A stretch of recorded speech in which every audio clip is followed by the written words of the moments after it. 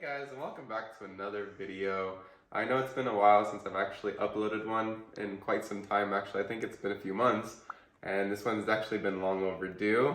And hopefully, if you guys don't mind, I'm going to be skipping a little bit of talking about this today. And again, like I said, this is long overdue. Actually, I'm going to be talking about the Eureka Mignon Crono today. And why I actually think that this is a very competent grinder for your money at $250. I know that there was a lot of debate about this grinder all over the forums, and quite frankly, even a lot of videos out there on YouTube right now that state that this cannot do espresso. But I'm here to debunk that, and I've been using this daily as my espresso grinder with this guy right here. Okay, and so what I'm gonna do is I'm gonna be just starting the process today. This is gonna be a relatively short video, and just wanted to show you kind of like the setup that I have at this moment in time. And again, I do owe you guys a video and a review and an update on this. So I've been using this for a few months. I felt like it was only fair that I want to kind of get my, not even just initial impressions, but my everyday impressions of using this machine. But for now, I'm gonna be talking about this guy right here. And I think that this is a fantastic grinder. I can't find anything wrong with it. It has the exact same 50mm burst set that the Note has, minus the noise deadening. This is something that you won't be able to find in terms of like the amenities, but in terms of what you do have onto the side is you do have a timer. It is a little bit more rudimentary, where you have to kind of estimate. It doesn't give you the exact time next to the power switch right here, but it does grind by time, and this is how it does it.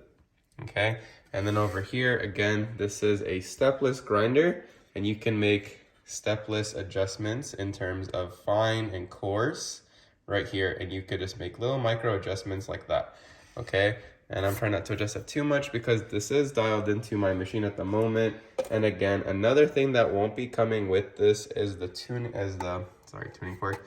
The fork that you can put your portafilter onto, but you actually can buy these off of Etsy for a pretty reasonable price. I personally haven't found a reason to do so for myself, just because I do put it directly into the portafilter. And again, here's the on and off button with the timer. So what I've done is I've just kind of estimated how much 20 grams of coffee would be able to dose out into, and then be able to push this button right here. I usually just literally just push it with my portafilter, and I'll show you guys that in a little bit, and how you can just grind the coffee directly into the portafilter, and I'll show you that right here.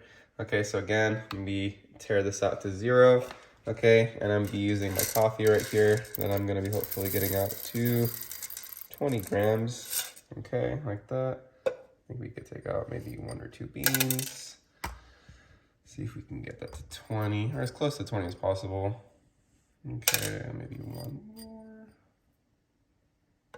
Okay, let's try actually 1 more. Okay, right there, right on 20. Okay, and so again, what I like to do here is I like to just put 2 spritzes of water, like that, and give it a good shake. Just like to distribute the water, so that way the grinds don't clump into it. But yeah, again, so just put this at the top, like that. And what I'm gonna be able to do is just put all that in there. I've been meaning to actually get at some point in time the single dose mod for this, that you can put this instead of the standard lid. Again, at some point I will do that, but not at the moment. Okay, so we can come here, and again, just kind of like how I like to do it is I like to take the portafilter out after it's been nice and hot. And after I come over here, again, you see this little button at the bottom right there, right where the chute is, so the coffee comes out of here. And I literally just kind of like do this. And as you can kind of see here, it is a little bit on the louder side, but that is one of the prices that you do pay for, but it is the same dose set. Okay, and it's relatively quick, pretty quickly.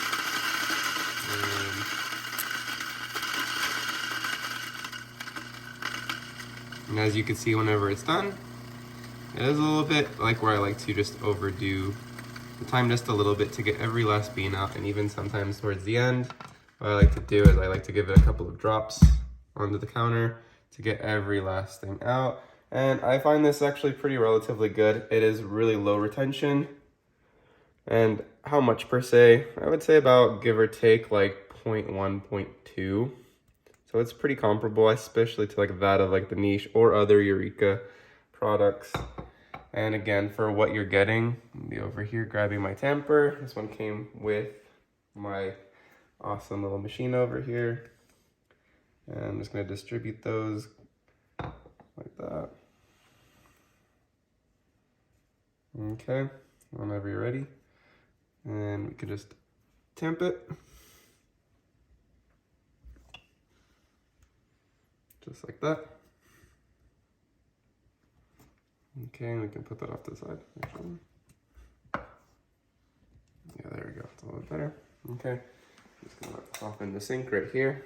And then once we're ready, we can lock this into the machine. And just so you guys can see right here, I'm gonna move this out of the way. I'm just making just a simple shot of espresso today into a cup just to show you guys what kind of espresso you can expect from this. And right here, whenever you're ready, you can just start time. So I'm gonna time it right here and see what we can get in terms of grams.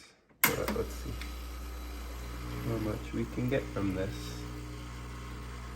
And so I want you to see here as you come by, looking for 9 bars of pressure. And it's like a pretty solid shot. And it's running about 9 bars right there, as you can hopefully see.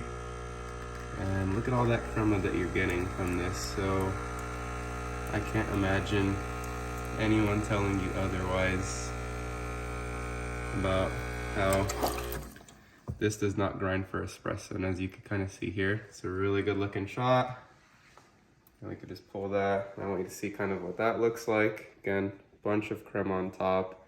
And this came from a $250 grinder. Sometimes, again, if you do find this, I know that Seattle Coffee Gear does have these kind of as a open box item sometimes from time to time. And if you do get lucky, this actually even goes for about $200. So I can't imagine why anyone would opt for, I mean, the more expensive one. I mean, unless you do want those other amenities, but in terms of an everyday utilitarian grinder, I think this does a fantastic job, and as you guys can see here.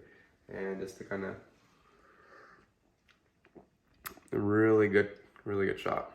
Yeah, and hopefully you guys found this informative and a little bit more enlightening. Again, I do really like the flat burrs that comes with this machine, and hopefully you guys enjoy it as much as I do. And if you guys are interested in or have any more questions about this grinder that I didn't kind of explain into the video, just put it in the comments. I'm always enjoy interacting with you guys, and hopefully hear back from you guys soon. All right, see you guys in the next video.